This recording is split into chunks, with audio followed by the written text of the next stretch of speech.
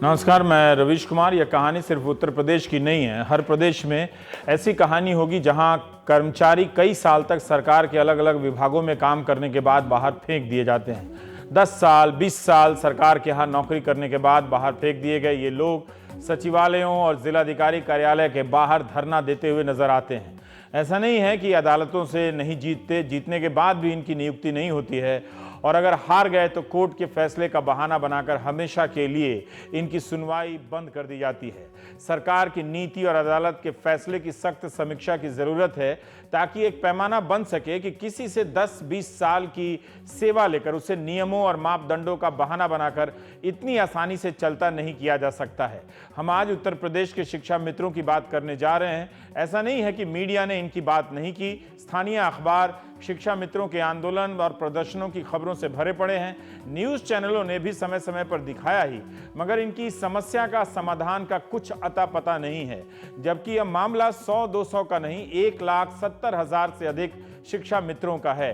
संख्या के लिहाज से भी सोचिए कि यह कितना बड़ा मामला है, मगर इसका समाधान क्या होगा किसी को पता नहीं। लखनऊ में 49 दिनों से शिक्षा मित्र धरने पर बैठे हैं। पिछले 1 साल में कितने धरने दे चुके हैं, हिसाब करना मुश्किल है। इनकी कहानी इस तरह से है कि 2002 से 2009 तक 1,78,000 शिक्षा मित्र नियुक्त किए जाते हैं पहली और दूसरी कक्षा के बच्चों को पढ़ाने के लिए। उस वक्त प्रशिक्षित शिक्षक नहीं थे तो इनकी जगह इन्हें नियुक्त किया गया, क्योंकि देश में साक्षरता दर बहुत कम थी। इन शिक्षा मित्रों की सैलरी 2002 में 1,850 रुपए महीने की थी, जो 2014 में रेगुलर होने से पहले 3,500 पर पहुंची थी। इतने कम पैसे पर इन्होंने 12 साल स्कूलों में पढ़ाया। 11 जुलाई 2011 को यूपी सरकार का आदेश निकलता है कि इन सभी को सरकारी संस्थान से दूरस्थ शिक्षा के जरिए, डिस्टेंस एजुकेशन के जरिए बीटीसी का कोर्स कराया जाए। जब इनकी नियुक्ति हुई थी तब बहुत से इंटर पास थे, मगर ज्यादातर ने इस दौरान बीए की डिग्री हासिल कर ली और बीटीसी का सर्टिफिकेट भी। 1 अगस्त 2014 से इन्हें करीब 40,000 रुपए प्रति माह का वेतन मिलता है। मामला हाईकोर्ट में जाता है, जहां से इनका रेगुलर होना रद्द कर दिया जाता है। सुप्रीम कोर्ट जाते हैं, वहां लंबी सुनवाई के बाद 25 जुलाई 2017 को केस हार जाते हैं। सरकार कहती है कि इनकी समस्या का समाधान निकालेंगे, मगर 1 साल बीत गया। इस वक्त 1,70,000 से अधिक शिक्षा मित्र सड़क पर हैं। सैलरी के, खासकर सैलरी के मामले में उनकी नौकरी रेगुलर हुई थी, जो अब नहीं है। सैलरी 40,000 मिल रही थी, जो अब 10,000 हो गई है। इनकी समस्या का समाधान क्या निकलेगा पता नहीं है, कब निकलेगा इसका तो और भी पता नहीं। जब तक ये 12 साल तक 3,500 की सैलरी पर पढ़ा रहे थे, तब किसी को नहीं लगा कि ये बेकार हैं, अयोग्य हैं या नियमों के उल्लंघन करते हुए ये रखे गए हैं, इन्हें निकाल देना चाहिए। ज्यादातर साधारण घरों के लड़के हैं। आए दिन यूपी के अखबारों में छपता रहता है कि सदमे से शिक्षा मित्र की मौत हो गई, अवसाद से मौत हो गई और किसी ने आत्महत्या कर ली। 2 जून को हापुड़ के एक शिक्षा मित्र महेश कुमार की जिंदगी समाप्त हो गई।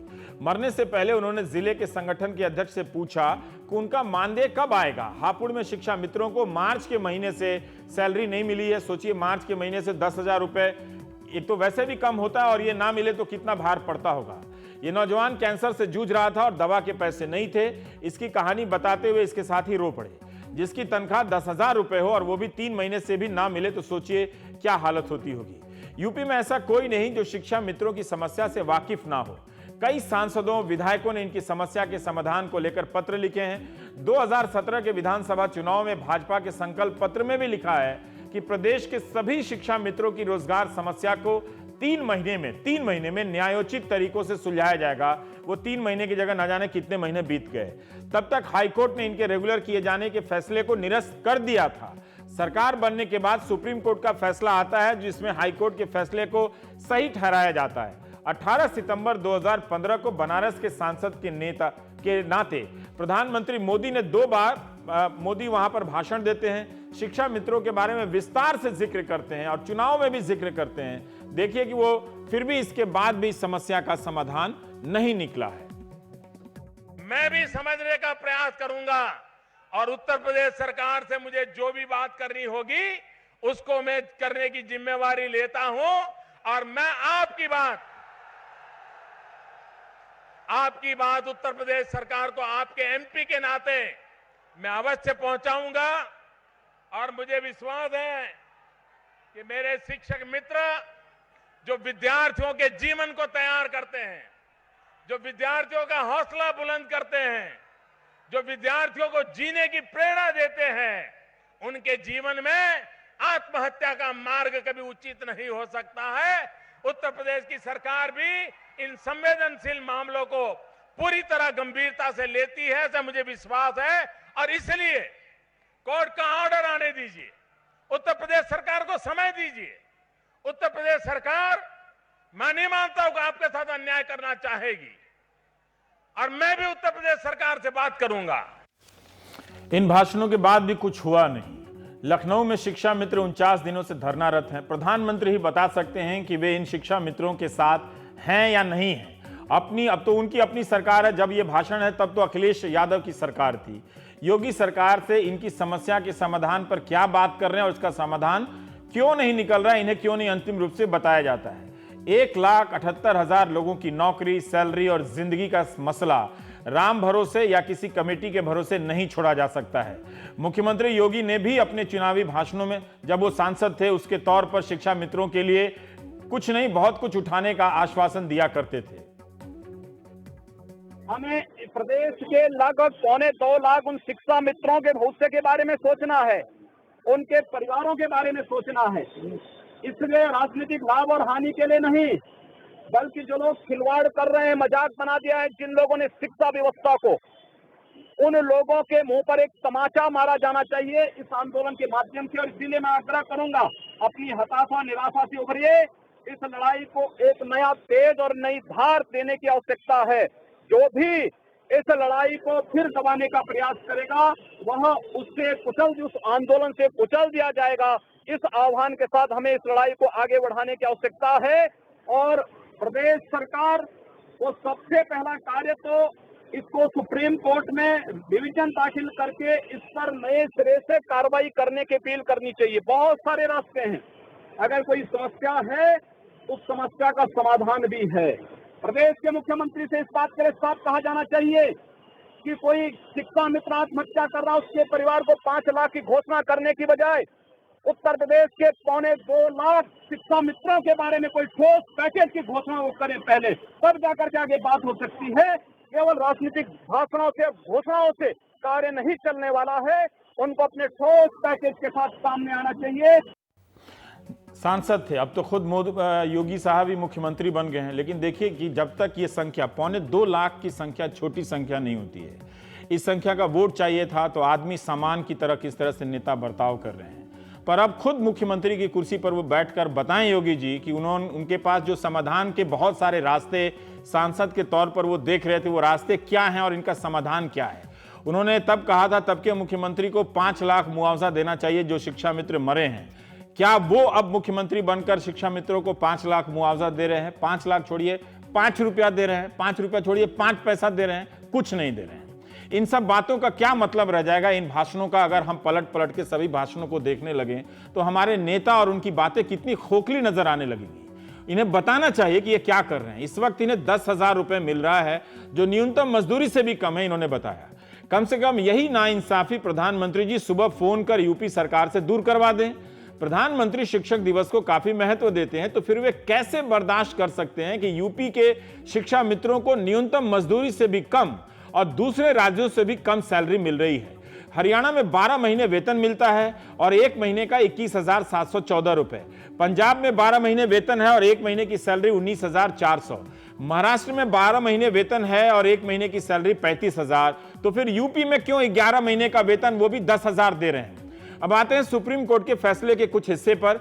हमने शब्दशः अनुवाद तो किया नहीं, अंग्रेजी में फैसले होते हैं, वो भी एक मुश्किल काम है, हिंदी में लिखे नहीं जाते। फिर भी आखिरी पैरा का सार हम पेश कर रहे हैं। सुप्रीम कोर्ट ने अपने आदेश में लिखा है कि 23 अगस्त 2010 के नोटिफिकेशन की तारीख के बाद, अब ये सब तकनीकी बातें आपको समझने की जरूरत है, शिक्षकों की नियुक्ति के लिए जो न्यूनतम पात्रता तय की गई है, मिनिमम क्वालिफिकेशन, उसके तहत शिक्षा मित्र नहीं आते हैं, जिसके कारण उन्हें रेगुलर नहीं किया जा सकता है। इस न्यूनतम पात्रता के बगैर कोई नियुक्ति नहीं हो सकती और इस केस में नियुक्ति 2010 के बाद हुई है। शिक्षा मित्रों की नियुक्ति न सिर्फ ठेके पर हुई थी, बल्कि शिक्षक बनने की पात्रता या शिक्षक को मिलने वाले मानदेय के हिसाब से भी नहीं हुई थी, यह कोर्ट कह रहा है। इसलिए इन्हें शिक्षक के रूप में नियमित नहीं किया जा सकता।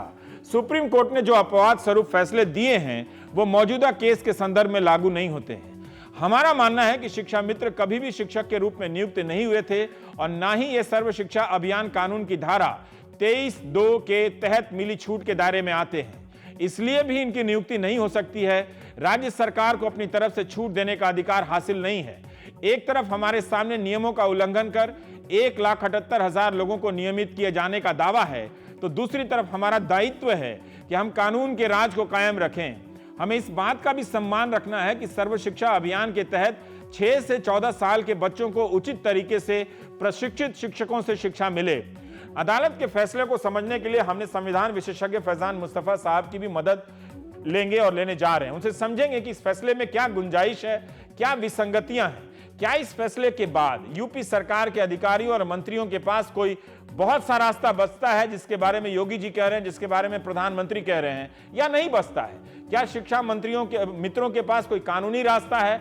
डिवीजन बेंच में भी उनकी अपील खारिज हुई है जिससे वे अपने 40,000 की सैलरी वापस ले सकते हैं और रेगुलर हो सकते हैं। 14 साल तक सरकार के लक्ष्य को पूरा करने के बाद क्या किसी को ऐसे उठाकर फेंका जा सकता है, उसकी सैलरी कम की जा सकती है। 10,000 का मानदेय भी अस्थायी व्यवस्था है। इस पैसे पर इनका जीवन कब तक चलेगा। सुप्रीम कोर्ट ने अपने फैसले में लिखा है कि अगर स्टॉप गैप यानी अस्थायी तौर पर किसी को पढ़ाने के लिए रखा जाए तो भी अंत में क्वालिफाइड टीचर की नियुक्ति होगी। अदालत ने स्टॉप गैप शब्द का इस्तेमाल किया है, पर आप सोचिए 2002 से 2014 तक ये लोग पढ़ाते हैं। क्या अदालत 12 साल की सेवा को स्टॉप गैप मानती है? क्या उस 12 साल की सेवा के बदले पर्याप्त मुआवजा इन्हें नहीं मिलना चाहिए था? जब शिक्षा मित्र मुझसे संपर्क कर रहे थे तो हर दिन इनके व्हाट्सएप में किसी न किसी शिक्षा मित्र के आत्महत्या या मरने की स्थानीय अखबारों में छपी हुई खबरें आती थी। मैंने इनके एक सदस्य त्रिभुवन से कहा कि हम ऐसे यकीन नहीं कर सकते कि 600 शिक्षा मित्रों की मौत हुई है या 400 की मौत हुई है या सबकी मौत आत्महत्या के कारणों से हुई है। तो आप मेरे लिए पूरी फाइल बनाकर लाइए। त्रिभुवन फरवरी से लेकर अब तक फाइल बना रहे थे और अंत में जब फाइल लेकर आए तो मेरे होश उड़ गए। इस फाइल की मोटाई देखने के बाद मुझे नहीं लगा कि अगर समाज में अगर सिस्टम में संवेदनशीलता जरा भी बची हुई है तो इस फैसले को इस समस्या को यूं ही छोड़ा जा सकता है। इसमें महिलाओं ने आत्महत्या की है, आप देख सकते हैं, इनकी हार्ट अटैक से मृत्यु हुई है। बहुत से लोग जो हैं जिनकी गरीबी के कारण मौत हुई है। ये पन्ना जो मैं खोल रहा हूं, एक मनमोहन सिंह है एटा के, वो आत्महत्या कर लेते हैं और इनके खाते में 500 रुपए, करीब 500 रुपए ही हैं। और तब वहां स्थानीय अखबारों में खबर छपती है कि इन्हें 6 महीने से वेतन नहीं मिला था, जो 10,000 का जो वेतन था। तो इतनी गरीबी में लोग इस तरह से मर रहे हैं। कोई डिप्रेशन के शिकार से मर रहा है, कोई हार्ट अटैक से मर रहा है और मरने के अलग अलग कारण हैं। पर इस फाइल की मोटाई को देखकर लगा कि हमारी सिस्टम को कुछ ज्यादा और पहले से बेहतर संवेदनशील होना चाहिए था, ना कि 1,78,000 और इनके परिवारों रिश्तेदारों को जोड़कर एक वोट का हिसाब लगाना चाहिए था और चुनाव में ऐसा कुछ बोलना चाहिए था जिसे आप बाद में लागू नहीं कर सकते थे। क्यों नहीं किया गया, हम इस पर बात करेंगे। फैजान साहब हैं हमारे साथ, त्रिभुवन हैं, उनकी एक और सहयोगी है जो हापुड़ से हमारे साथ आई हैं, मैं आपका नाम भूल गया, मतलब अंजू त्यागी हैं हमारे साथ। त्रिभुवन जी, हम थोड़ा सा जानना चाहते हैं कि इस फाइल को की बनाने की प्रक्रिया और इस वक्त जो शिक्षा मित्र हैं वो किस हालत और हालात से गुजर रहे हैं। सर, मौजूदा सरकार में हमने अपनी समस्या को, अपनी पीड़ा को बहुत अनेकों माध्यम से उठाया और माननीय मुख्यमंत्री जी से लेकर प्रधानमंत्री तक, उपराष्ट्रपति से लेकर राष्ट्रपति तक, सांसद से लेकर विधायक तक, सबके सामने अपनी समस्या और अपनी पीड़ा को जायज तरीके से रखा। हर वो समस्याओं को उनको अवगत कराया, लेकिन वो हमेशा यही कहते थे कि कोई भी हत्या आत्महत्याएं नहीं हुई है, कुछ नहीं हुआ है। कहीं भी जाते थे बोलते थे कि हमने आपकी समस्या को हल निकाल रहे हैं, हम आपकी पीड़ा का हल निकाल रहे हैं। इसीलिए मुझे ये जरूरत पड़ी ये दिखाने के लिए साक्षात कि आज भी हमारे कम से कम 650 लोग एक्सपायर हो चुके हैं। कोई हार्ट अटैक से मरा है, कोई कैसे मरा है, कोई कैसे मरा है, लेकिन सरकार के ऊपर किसी प्रकार की कोई भी जूं तक नहीं रहेगी। और आखिर अभी हम लोग लखनऊ में धरना प्रदर्शन चल रहा था, माननीय मुख्यमंत्री जी आए, बोले आश्वासन देके चले गए। इसके पहले भी हम लोग कई बार उनसे मिले, माननीय मुख्यमंत्री जी से कहा कि कोई बीच का रास्ता निकाल दीजिए, बोले ठीक है देख रहे हैं। उसके बाद 23 अगस्त मुख्यमंत्री जी ने एनेक्सी में 5 सदस्यीय हाई पावर कमेटी गठित की। उस कमेटी में अपर मुख्य सचिव राजप्रताप सिंह, प्रमुख सचिव सूचना, प्रमुख सचिव समाज कल्याण, प्रमुख सचिव वित्त।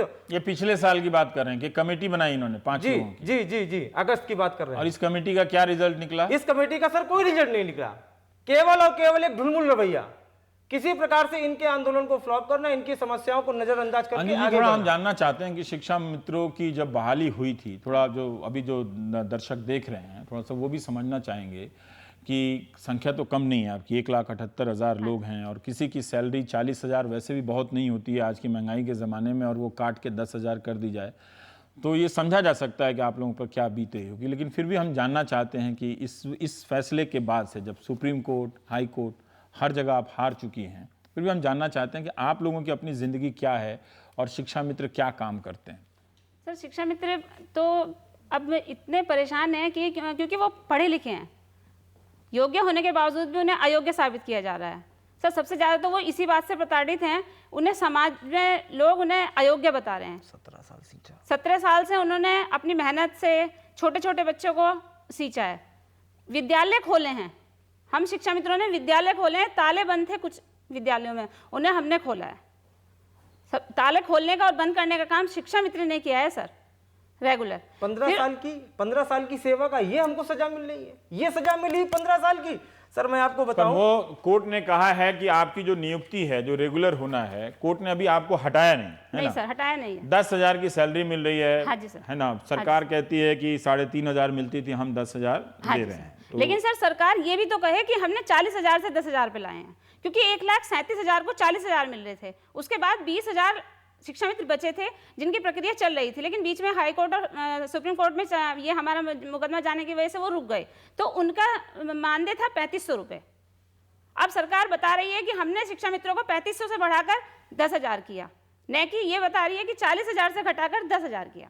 और अभी भी आपको सैलरी वहां से रेगुलर तरीके से नहीं मिल रेगुलर रही? तरीके से नहीं मिल रही है सर। मार्च से हम लोगों को अभी 6 नहीं महीने मिला हो गए, है, 7 महीने हो जाते हैं, सैलरी और नहीं सर मिल रही मार्च से तो हापुड़ वालों को नहीं मिला है, हो सकता है कि और जिलों में काफी पहले से ना मिला हो।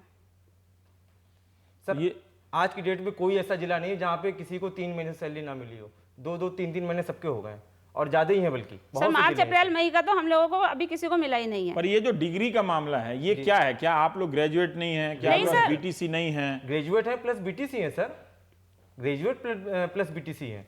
ऐसा था, आरटी एक्ट सर आया था 2009 में।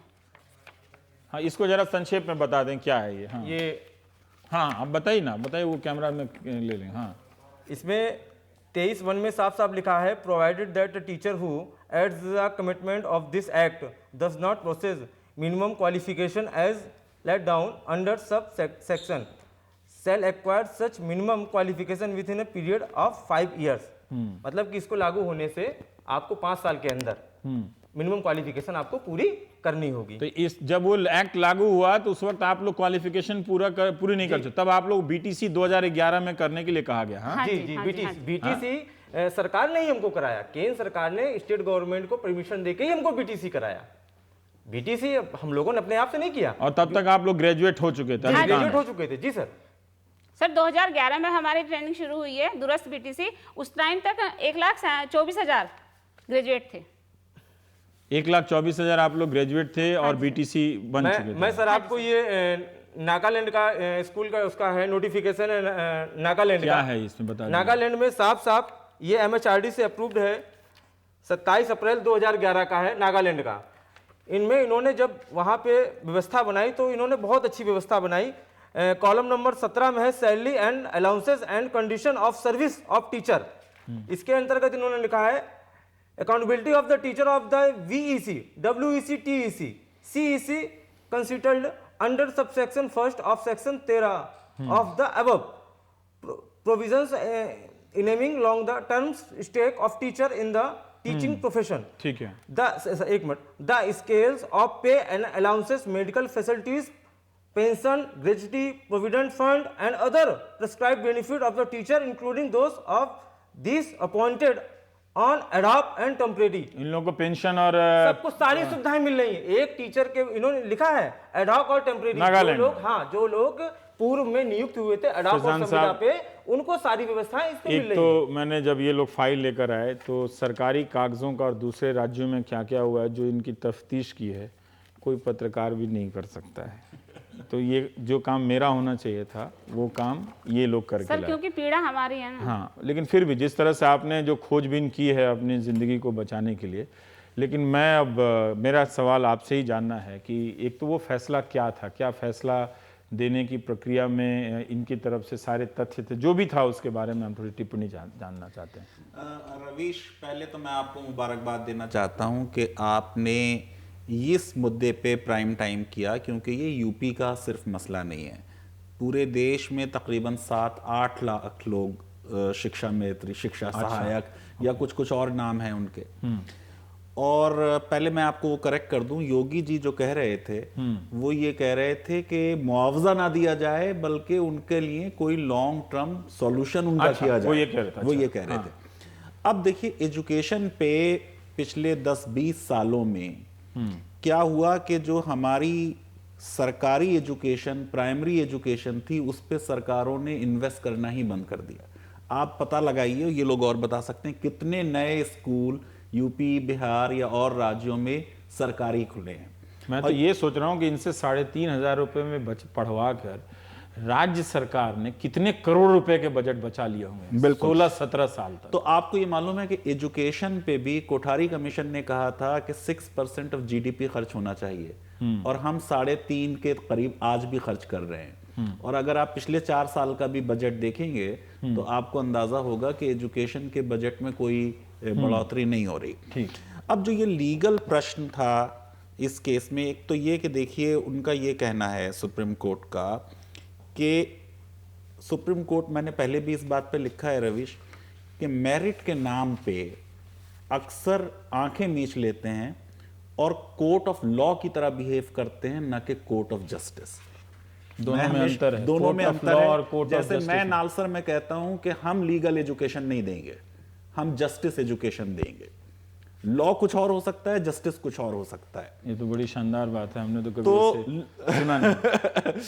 वैसे कहा जाता है कि साहब जस्टिस की आंखें बंद होती ताकि सब आप सबको बराबर से देखें। ये नहीं है कि आंखें बंद कर लें कि इतनी मिजरी हो रही है, इतनी पेन हो रही है। लोग मैं इस फाइल को देख के फैजान साहब मैं हिल गया, मैं पन्ने इसके जी पलटे तो नहीं जा रहे हैं। इसमें लीगल रवीश मुद्दा ये है कि सुप्रीम कोर्ट ने एक केस था उमा देवी का, कॉन्स्टिट्यूशन बेंच का जजमेंट, उसमें उन्होंने कहा कि आप रेगुलराइज कैसे करेंगे किसी कॉन्ट्रैक्ट पे अगर कोई आदमी है। तो उन्होंने कहा पहली चीज तो ये हो कि वो पोस्ट जिस पे वो अपॉइंटमेंट हुआ है वो सैंक्शनड पोस्ट हो। अब इन लोगों के केस में शिक्षा मित्र की पोस्ट सैंक्शन नहीं थी। दूसरी चीज उन्होंने ये कही कि साहब वो क्वालिफिकेशन मीट करते हों, जो क्वालिफिकेशन उस वक्त उस पोस्ट के लिए रिक्वायर्ड थी, वो क्वालिफिकेशन वो मीट करते हो। फिर उन्होंने कहा अगर 10 साल तक उन्होंने काम कर लिया और कोई इर्रेगुलरिटी रह गई तो आप उनको रेगुलराइज कर सकते हैं, लेकिन अगर कोई इलीगैलिटी है तो उसको आप क्योर नहीं कर सकते। तो सुप्रीम कोर्ट की बात मेरे एज लॉ टीचर मैं कह सकता हूं सर आंखों पे है, लेकिन कोर्ट ने देखिए इस केस में, और ये जजमेंट भी जस्टिस आदर्श गोयल का ही है जिन्होंने SC/ST एट्रोसिटीज जजमेंट दिया था। जजमेंट में उन्होंने एटलीस्ट 2 जगह एक बात कही कि पार्लियामेंट का मैंडेट जो था 2009 के राइट टू एजुकेशन एक्ट के तहत जो शिक्षा का अधिनियम आया, आपको मालूम है कि ये सारा कहानी सर्व शिक्षा अभियान से शुरू हुई। पहले ये शायद मध्य प्रदेश में शुरू हुए, और आपने अभी पढ़ा होगा मई में मध्य प्रदेश की कैबिनेट ने, क्योंकि इलेक्शन होने वाले हैं नवंबर में, शिवराज जी चौहान साहब ने अनाउंस किया है कि हम वहां 2 लाख से ज्यादा हैं कि हम सबको रेगुलराइज करेंगे। तो कैबिनेट का डिसीजन हुआ है कि सबको रेगुलराइज करेंगे। तो इलेक्शन से पहले ऐसे प्रॉमिस हो जाते हैं। तो सुप्रीम कोर्ट ये कह रही है इसमें कि साहब पार्लियामेंट ने क्योंकि क्वालिफिकेशन ले डाउन की और ये कहा कि साहब एक्सपीरियंस होना चाहिए, और फिर उन्होंने प्रेसिडेंट अब्दुल कलाम को कोट किया कि साहब क्वालिटी एजुकेशन होनी चाहिए, टीचर्स बड़े क्वालिफाइड होने चाहिए। मैं ये कह रहा हूं SC/ST एट्रोसिटीज एक्ट में पार्लियामेंट का मैंडेट था, उस मैंडेट को सुप्रीम कोर्ट ने उस केस में कैसे डाइल्यूट किया। और अगर पार्लियामेंट का मैंडेट SC/ST एक्ट में सुप्रीम कोर्ट डाइल्यूट कर सकती है in the name of justice, तो सुप्रीम कोर्ट की जो पावर है 142 के तहत टू डू कंप्लीट जस्टिस, उस कंप्लीट जस्टिस में सुप्रीम कोर्ट के अपने फैसले हैं कि अगर कोई पार्लियामेंट का लॉ होगा तो हम नहीं करेंगे, वो अपने फैसलों के अगेंस्ट गए।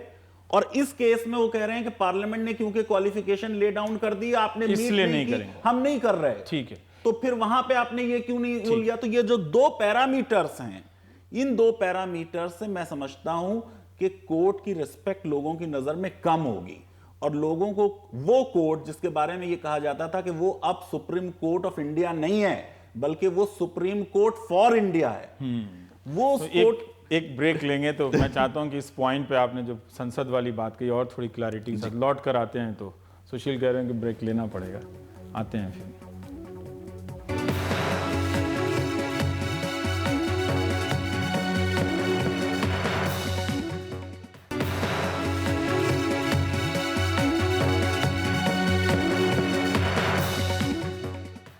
फैजान साहब, इनकी बात में एकदम है कि जब आप 40,000 रुपये ले रहे हैं तो आप इन्हें अयोग्य कहते हैं, और जब इन्हें 10,000 रुपया दे रहे हैं तो ये फिर वापस क्लासरूम में जाकर पढ़ा सकते हैं। जब कोर्ट अपने फैसले में कहती है कि ये टीचर नहीं है, तो फिर ये कोर्ट, वही कोर्ट कहती है कि आप जाकर पढ़ाइए, लेकिन हम आपको 10,000 देंगे। कैसे कर सकते हैं? अगर मैं 15 साल 16 साल पढ़ा रहा हूँ, आप अचानक हैं कि आप टीचर नहीं है। और दूसरा, इसका समाधान क्या है इसका? रविश, कोर्ट ये कह रही है कि ये लोग कभी टीचर थे ही नहीं, इसलिए क्योंकि उन्होंने कोर्ट किया। देखिए, एक तो ये चीज इसमें बड़ी ज्यादती ये हुई कि जितनी चीजें ये हुई हैं, इस सब में जियो हैं, पार्लियामेंट के एक्ट हैं, स्टेट के, तो ये सब सरकार ने किया है, इन लोगों ने कुछ नहीं किया। और किसी और सरकार के किए हुए, जो सरकार ने अपनी पावर एक्सरसाइज करते अलग अलग सरकार, हाँ, हर तरह की सरकार देखी, उसकी सजा जो है इन लोगों को हो रही है, जो मेरे हिसाब से बहुत ही अनजस्ट बात है। उनका मेन आर्गुमेंट ये है कि इनके एक जियो में, जब ये शुरू में अपॉइंटमेंट हुआ था, ये लिखा गया था कि साहब ये कम्युनिटी सर्विस है और ये लोग कभी रेगुलर अपॉइंटमेंट क्लेम नहीं करेंगे, तो उसी को एक मुद्दा बना लिया है। मैं ये समझता हूं कि ये किसी भी एज एन एजुकेशनिस्ट ये फोकस के साथ एक पर्टिकुलर कोई डिग्री हो, इनमें से वैसे 1,76,000 में से 46,000 को छोड़ दें तो बाकी सबने बीए कर लिया है, और अपनी वो ट्रेनिंग उन्होंने सरकार लाई थी कि साहब ऑनलाइन आप कर लेंगे डिस्टेंस मोड में, वो भी कर लिए। लेकिन रविश, मैं एक टीचर की हैसियत से आपको बता सकता हूं कि हैंड्स ऑन ट्रेनिंग, कि जो 10 साल से पढ़ा रहे हैं, इससे ज्यादा और क्या ट्रेनिंग होगी। तो इनकी उस ट्रेनिंग को रिकॉग्नाइज करते हुए सैकड़ों ऐसी एग्जाम्पल्स हैं कि सुप्रीम कोर्ट के जजमेंट्स को सरकारों ने ऑर्डिनेंस के जरिए पलटा है, जैसे एनिमी प्रॉपर्टी एक्ट में अभी किया था सरकार ने। तो इनका केस जो है वो ह्यूमैनिटेरियन ग्राउंड्स पे ये मेरिट करता है कि उस पे सरकार जो है अध्यादेश लाए और उसमें कोई इनको हेल्प करे। अगर सरकार अध्यादेश नहीं लाना चाहती तो सरकार ये कर सकती है कि एक सेपरेट कैडर बना दे, क्योंकि वो उमा देवी में वो कह रहे हैं कि साहब ये तो टीचर कभी हुए ही नहीं थे अपॉइंट, तो इन्हें टीचर में रेगुलर कैसे कर दें।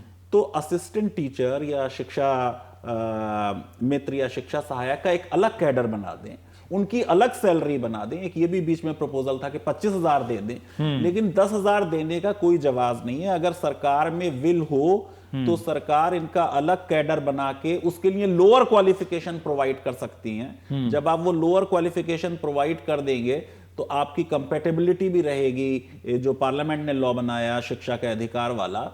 और अभी देखिए, संसद ने तो पिछले साल भी पास किया है इसमें अमेंडमेंट, इनको और टाइम दे दिया गया है अपनी क्वालिफिकेशन एक्वायर करने का। हुआ क्या कि कोई और आदमी जो इससे इफेक्टेड था, अगर ये लोग रेगुलराइज हो गए तो उसे जॉब नहीं मिलेगा, वो कोर्ट गया और उसके जाने पे कोर्ट ने इसको निरस्त कर दिया।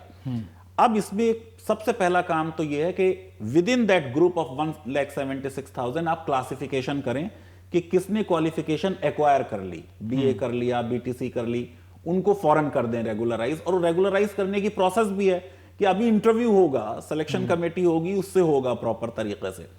और बाकी को अब क्योंकि संसद ने टाइम दे दिया है तो उस टाइम के दौरान उनको हेल्प किया जाए कि वो क्वालिफिकेशन एक्वायर कर लें। एक रास्ता ये है। एक रास्ता ये है कि आप ऑर्डिनेंस लाएं और लोअर कर दें क्वालिफिकेशन, कि इनका जो ये एक्सपीरियंस है उस एक्सपीरियंस को काउंट किया जाए। मेरा हमेशा रविश ये ख्याल है कि कोई एक टेस्ट, इम्तहान चाहे कोई भी कर ले, दुनिया के किसी टीचर और किसी एग्जामिनेशन बॉडी, चाहे यूपीएससी हो, परफेक्ट स्केल नहीं कि हमने अगर कह दिया क्वालिफाइड तो वो बहुत अच्छा क्वालिफाइड। मैंने यूनिवर्सिटी लेवल पे रवीश नेट कहते हैं, नेशनल एलिजिबिलिटी टेस्ट, ऐसे अक्सर लोग देखे जो उनको बिल्कुल यूनिवर्सिटी टीचर नहीं होना चाहिए, तो मैंने जोकिंगली कह दिया कि नेट का मतलब होना चाहिए नॉट एलिजिबल फॉर टीचिंग। बहुत बहुत जी, बहुत बहुत शुक्रिया फैजान साहब, एक रास्ता बताने के लिए। और आपकी बातों से सुनकर लगता है कि अगर सरकार में इच्छा शक्ति हो वो कर सकते तो इन लोगों के साथ न्याय हो सकता है, क्योंकि ये संख्या बड़ी है और ये काफ़ी इनकी तकलीफ देखी नहीं जाती है मुझसे। जब ये अगर रोज सुबह में भी कुछ रविश क्या था, पॉलिटिकल इन्फ्लुएंसेस में हो गया, तो ये सारे अपॉइंटमेंट्स जो हैं एमएलए के कहने पे, एमपी के कहने पे, ये सब किए लोकल गए। ना हो, तो सरकारों ने लोगों को, सरकारों जनता ने- को उस वक्त वो पता नहीं चलता कम्युनिटी सर्विस क्या है। हर समय सोचते हैं सरकार नौकरी दे रही है, लेकिन सरकार गेम भी कर रही होती है अपनी ही जनता से। ब्रेक के बाद छोटा सा समय बचेगा, हम फिर त्रिभुवन से बात करेंगे।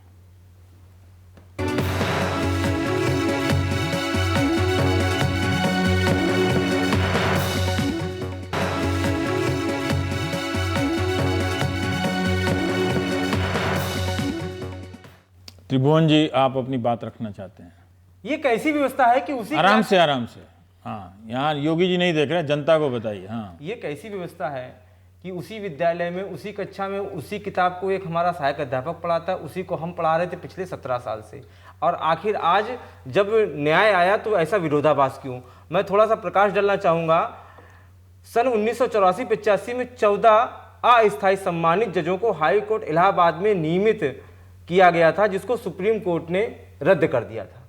तत्कालीन सरकार ने अध्यादेश लाकर उनको नियमित किया। ऐसे बहुत ही सही। कोटा ये में आप खोज के अध्यादेश- लाए हैं ये सब? हाँ? जी, खोज के लाए हैं। ऐसे ही कोटा में अध्यादेश बहुत लाया सही। गया, जलीकट्टू तमिलनाडु में अध्यादेश लाया गया। हाँ। तो आखिर सरकार जब जलीकट्टू, सांड और भैंसों की लड़ाई में अध्यादेश ला सकती है, तो हम तो जीवित इंसान हैं, 17 साल से पढ़ा रहे हैं, हमारे लिए क्या दिक्कत है?